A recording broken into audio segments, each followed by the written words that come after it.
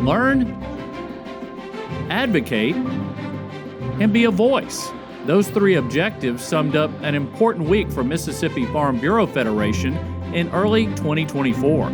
Members of all ages descended on the capital city to take part in events with wide-reaching benefits for members and agriculture statewide. It's exactly what we needed. This is something that can affect a broad range of people that maybe they missed the life in our window. This is real world. Like, we need to know this information on how to use on our different outfits. The first Landmark Leadership Council education seminar focused on members between 35 and 55 years of age, aiming to benefit their operations and livelihoods in a focused way in order to make the most of our members' time away from the farm. And that was more of a business room style conversation where we had a lawyer and an accountant, and we were asking questions. They set the tone for the meeting, but then we were able to take the meeting in a direction that suited our needs, and I think that's exactly what we were looking for. My wife has expressed her opinion that she would like to get more involved, and this has helped her get back involved more,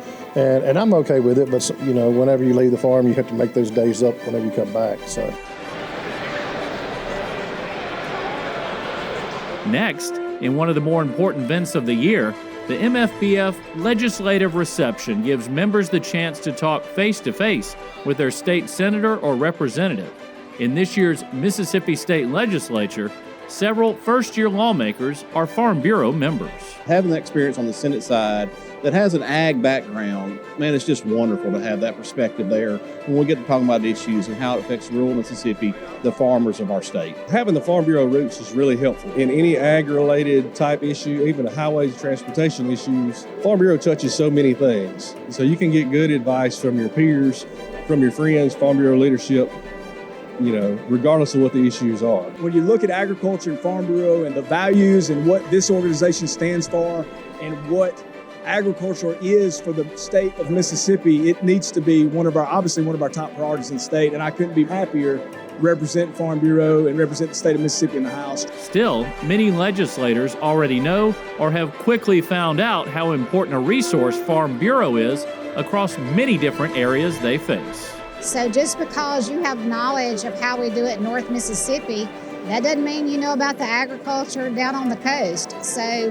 having someone like Farm Bureau just to kind of hold my hand and to educate us on things that are about to take place is it's an invaluable resource. I didn't realize they were so strong and pushed so many agricultural bills and was so involved in the ag scene. It's important that we have them.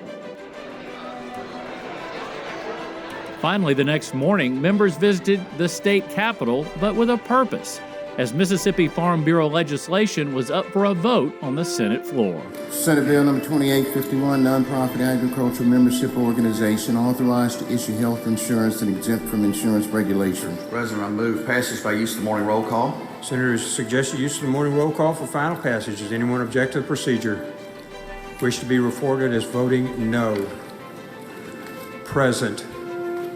Seeing none, bill passes by the use of the morning roll call, all voting aye. I can't think of a better way of voice of agriculture representing farmers in the state than having their people in front of the legislators here in Jackson. It's good to have them back home, but it's also good to have them here in the galleries when votes are being taken on issues that are important to us. Again, state lawmakers visited with Farm Bureau members and received a thank you, but also a reminder of all that farmers and agriculture means to Mississippi in the form of a pine tree sapling.